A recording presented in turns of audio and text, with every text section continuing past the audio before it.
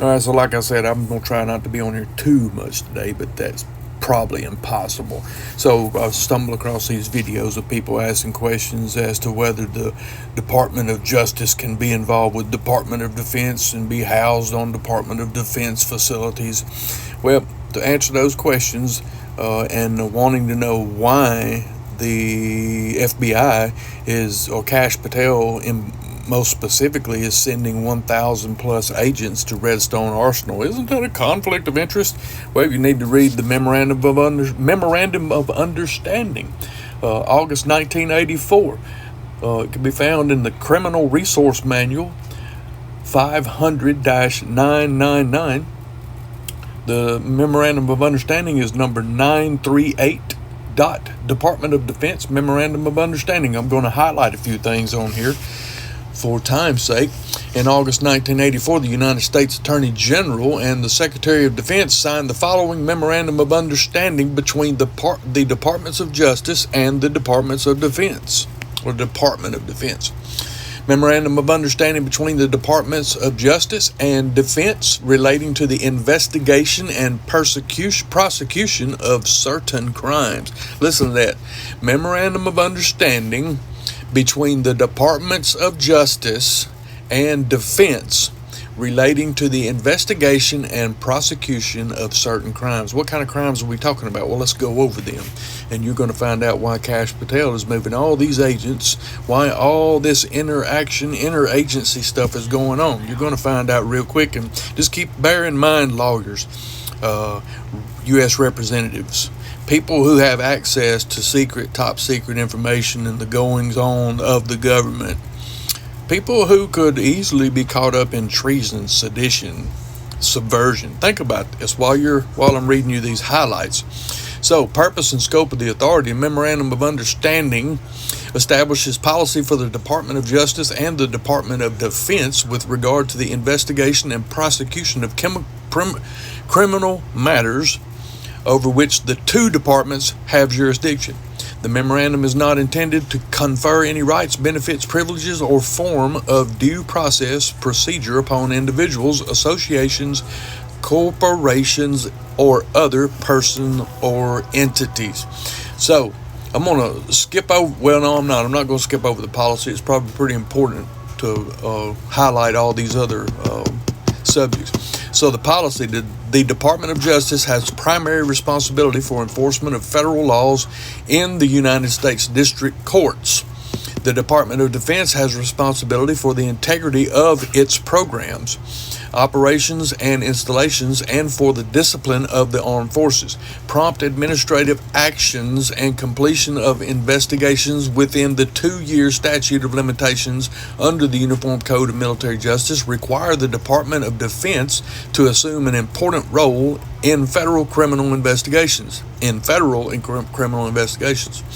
to encourage joint and coordinated investigation efforts in appropriate cases where the Department of Justice assumes investigative responsibility for a matter relating to the Department of Defense. It should share information and conduct the inquiry jointly with the interested Department of Defense investigative agency. All right, now we're going to go over, so we're talking about crimes arising from the Department of Defense operations. That's corruption involving the Department of Defense personnel, frauds against the Department of Defense, and theft and embezzlement of government property, crimes committed on military installations, crimes committed outside military installations by persons who can be tried by court-martial. Offense is normally tried by court-martial. Offense is normally tried by court-martial. Offenses tried before court-martial or not tried by court-martial. Prosecution of cases. With the concurrence of the Department of Defense, the Department of Justice will designate such Department of Defense attorneys as it deems desirable to Special Assistant U.S. Attorneys for use where effective prosecution of cases. I keep saying persecution. I apologize for that. Prosecution of cases may be facilitated by the Department of Defense attorneys. Miscellaneous matters.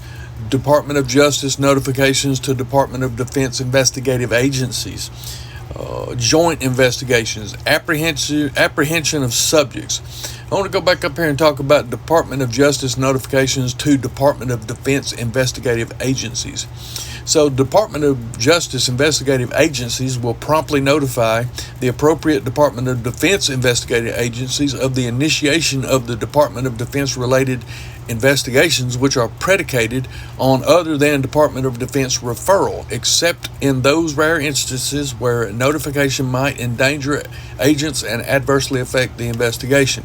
Upon request, the Department of Justice investigative agencies will provide timely status reports. The Department of Justice investigation agencies will promptly furnish investigative results. So, like I said, bear in mind representatives who have been operating outside of the Constitution, under the color of law, under the legalities that they themselves have created in order to migrate around the Constitution. These things are, these investigations and these offenses are investigated jointly by Department of Justice and Department of Defense. So let's go back up here to crimes committed on military installations. Crimes committed on a military installation will be investigated by the Department of Defense investigative agency concerned, and when committed by a person subject to the Uniform Code of Military Justice, prosecuted by the military department concerned. A lot of people know this as Criminal Investigations Division of the U.S. Army, U.S. military, NCIS, CID, SCID, SCID. These are all known to the civilian populations. Naval Crime Investigative Services, Criminal Investigation Division of U.S. Army. But we're talking about FBI, how FBI can work with the Department of Defense. Corruption involving the Department of Defense personnel, frauds against Department of Defense, and theft and embezzlement of government property. The Department of Justice and the Department of Defense have investigative responsibility, both have investigative responsibility for frauds against the Department of Defense and theft and embezzlement of government property from the Department of Defense. The Department of Defense will investigate frauds against the Department of Defense and theft of government property from the Department of Defense. Whenever a Department of Defense investigative agency identifies a matter which, if developed by the investigation, would warrant federal prosecution, it will confer with the U.S. Attorney or the Criminal Division, the Department of Justice, and the FBI Field Office. At the time of this initial conference, criminal investigative responsibility will be determined by the Department of Justice in consultation with the Department of Defense. Very key paragraph right there.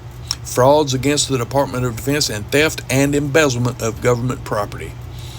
Like I said, bear in mind throughout this short video, representatives, politicians, bureaucrats who have been involved in potential crimes against the Department of Defense, embezzlement of government property. Bear this in mind as to why the DOJ and the DOD will be working together in concert, and the FBI will be doing the investigation. Bear that in mind. I'm going to read that one more time. Whenever a Department of Defense investigative agency identifies a matter which, if developed by investigation, would warrant federal prosecution, it will confer with the U.S. Attorney or the Criminal Division, the Department of Justice, and the FBI Field Office. There you go. Memorandum of Understanding 938. Check it out.